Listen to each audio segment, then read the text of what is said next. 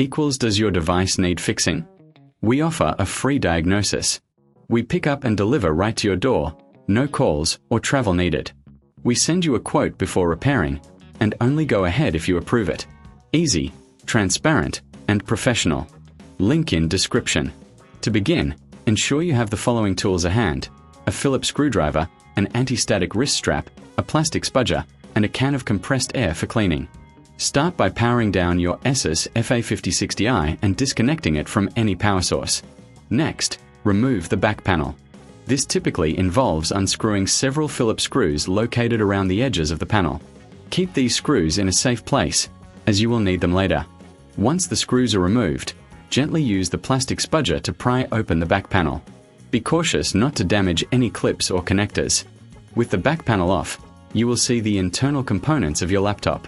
Locate the memory modules, which are usually situated near the center of the motherboard. If you notice any dust or debris, use the compressed air to clean the area thoroughly. This is crucial as dust can cause overheating and performance issues.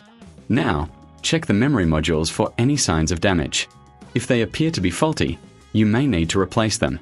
If you reckon this is too hard, remember we offer pickup and delivery at your home, making it easier for you to get professional help. To remove the memory modules, gently push the clips on either side of the module away from it. The module should pop up at an angle, allowing you to pull it out. If you are installing new memory, align the notch on the module with the slot and press down firmly until the clips click back into place. After replacing or reseating the memory, it's essential to clean the internal components again. Use the compressed air to blow out any remaining dust, especially around the fans and heatsinks. This will help maintain optimal performance and prevent overheating. Once everything is clean and the memory is securely in place, it's time to reattach the back panel. Align it carefully and press down until you hear the clips snap back into position. Then, replace all the screws you removed earlier, ensuring they are tightened but not overly so, as this can strip the threads.